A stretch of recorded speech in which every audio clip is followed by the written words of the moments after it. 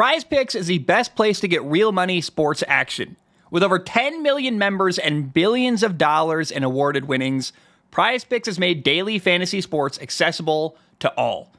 You pick more or less on at least two players for a shot to win up to 1,000 times your money. Run your game all season long on PrizePicks because PrizePicks puts their members first. So all withdrawals are fast, safe, and secure. When my picks hit, I can get my money in as quick as 15 minutes. PrizePicks now offers MasterCard for quick and easy deposits into your account this sports season. Download the app today and use code CLNS for $50 instantly after you play your first $5 lineup. Download the app today and use code CLNS for $50 instantly after you play your first $5 lineup. PrizePicks. Run your game. Let's talk about Super Bowl 59 on Sunday in the big game. Philly beat Kansas City 40-22. And not a great game. I'm not going to lie to you. I was disappointed. The outcome was fine. Like, I like watching Jalen Hurts celebrate, and I'm happy with Philly winning. I wanted a good game, though. And I'm sure unless you're an Eagles fan, you were kind of like, it's kind of sad that by the third and fourth quarter, the game is over. And I didn't really, I'm like engaged, I'm watching, but not with the same level of intensity as if it was a close one-score game in the fourth quarter. I find that kind of sad. It kind of felt like a college football blowout, to be honest, where one team is just head and shoulders better, like Alabama beating a New Mexico State or something like that. We're like, oh, this is just really one-sided. One team is way better on paper and dominating up front. It was cool to see Eagles quarterback Jalen Hurts win a Super Bowl. I'm really happy for him, from being benched in college at Alabama to becoming the Super Bowl MVP. That's a really cool story. I'm really happy for him. He was 17 for 22 passing at 221 yards. He ran for a touchdown on a QB sneak. He had 2 touchdown passes. He also had an interception on a ball where he got hit and left a deep ball too far inside and short, got picked off on the goal line. Unfortunate there, but I'm really happy for Jalen Hurts. I'm really happy for Saquon Barkley. To see Saquon win a Super Bowl in his first year immediately after leaving the New York Giants is really cool. He had kind of a quiet game, 25 carries for 57 yards, but in my opinion, I think you could make a really strong argument Saquon Barkley deserved the league MVP during the regular season. Now again, Jalen Hurts wins the Super Bowl MVP, the Eagles quarterback. But to me, like, the real MVP of the game was actually the Eagles front seven. The way they had constant pressure on Patrick Mahomes. You can't give a whole group of guys the MVP, but they really shut down Patrick Mahomes. In the first half, he had 33 yards passing. He finishes the day 21 for 32, 257 yards, 3 touchdowns, 2 interceptions, got sacked 6 times. The stats don't tell the full story of the day for Patrick Mahomes. It was so one-sided. Again, 6 completions for 33 yards at halftime, was sacked a bunch of times, under pressure all game long. Really just, the Chiefs' offense could not get anything going. And the game absolutely came down to Kansas City's inability to protect Patrick Mahomes. And that's really it. There's nothing crazy here. It's one team was way better up front and dominated. Jalen Hurts was pretty good, and Saquon was fine, and I thought they had a couple of good shots downfield. Philly did on offense. But for the most part, it came down to the Eagles' defense dominating up front against Patrick Mahomes and the Chiefs' offensive line. It's nothing crazy. There's no big story. There's not a lot to dive into. It's like, well, no, it's just total domination up front. And I said last week that if one team wins with a blowout, it would be Philly. That's what happened. The Eagles were a much better team on paper. I had a hard time committing to that. Like, I didn't predict Philly to win or anything because it's really difficult to count out Kansas City. They'd been to back-to-back Super Bowls. We've seen so many times Kansas City pull it out in a close game and make a game happen. But I knew, hey, if one team pulls away, it's going to be Philly. That's what happened. It was actually really similar to when Kansas City lost a Super Bowl to Tampa in 2020 with Tom Brady, where they couldn't protect Patrick Mahomes. It really cost them. It was just a very, very similar matchup to that 2020 Super Bowl where he's just running for his life and trying to make stuff happen, not getting a lot of help around him. And so I was sad we didn't get to see history. There was no KC three-peat. but I think most of America was happy with what they saw. I think a lot of people are tired of Kansas City. I was open to the idea of them winning a third Super Bowl in a row. I think it would have been kind of cool to see a team pull it out and get, again, a historic victory. 3 Super Bowls in 3 years is crazy. The fact they even got to 3 in 3 years, won 2 of them, is pretty insane. But ultimately, I think, again, the overwhelming consensus looking around social media, talking to people, seeing everything going on, I think people are really happy that Philly won and they don't have to see another Patrick Mahomes Super Bowl trophy get hoisted in the air. There's a couple memorable moments I want to talk about. Number one on the Eagles' first drive, 4th and 2, deep ball down the sideline to A.J. Brown. Got called back for offensive pass interference. That was a bad call. I didn't agree with it, didn't like it. I was really nervous, actually. At that point of the game, we don't really know where things are going to go.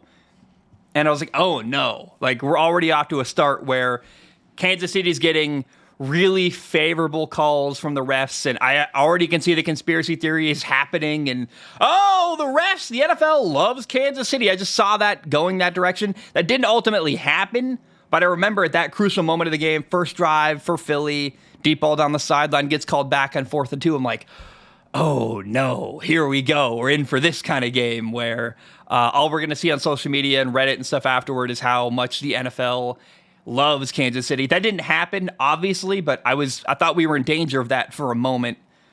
Later, there was a cool moment where Patrick Mahomes threw a pick 6 to Cooper DeJean, and it gave Philly a 17-0 lead. It was Cooper DeJean's 22nd birthday. He's a rookie in the NFL, really doing great, and for him to have that moment, kind of, I don't know, it didn't seal the victory. It was still early enough in the game. 17-0's a big lead, but not the final dagger. Still, an exclamation point on a really, really incredible birthday for Cooper DeJean.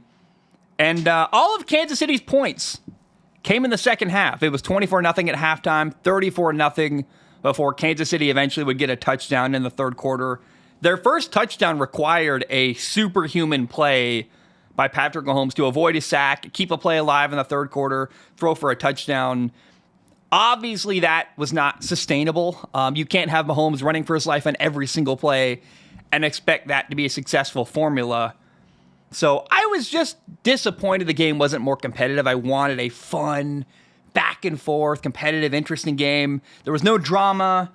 It was just domination. And that's okay. I mean, I'm really, really happy to see Jalen Hurts win a Super Bowl. I love Saquon. Nick Sirianni gets a Super Bowl. Just cool for him all around. Win a Super Bowl. I like him. I like seeing Nick Sirianni celebrate with his kids. A lot of good people on that team in Philly. I'm really happy for them. I find it, I really felt like no matter what the outcome is, there's a lot of cool people to root for, and a lot of people hate Patrick Mahomes. I don't. I respect him. I think what he does is incredible. But I'm happy to see a different face, Jalen Hurts, win a Super Bowl and do something cool. And again, the story for him, you look him up in college, getting benched at Alabama, sitting behind Tua, going to Oklahoma, being, the second string quarterback in Philly, earning the starting job, getting a massive contract, getting to a Super Bowl, losing, then getting back to a Super Bowl, then winning. It's really, really easy to find a compelling story with Jalen Hurts. I like him. I root for him. It's really, really cool to see that guy win. I will say the commercials were kind of lame. Are you ready to optimize your nutrition this year? Factor has chef-made gourmet meals that make eating well easy. They're dietitian approved and ready to heat and eat in 2 minutes so you can fuel right and feel great no matter what life throws at you. They can help you with your food goals, whether that's weight loss or just having convenient meals ready to go. There's 40 options across 8 dietary preferences such as Calorie Smart, Chef's Choice, Protein Plus, or Keto. Factor arrives fresh and fully prepared, perfect for any active, busy lifestyle.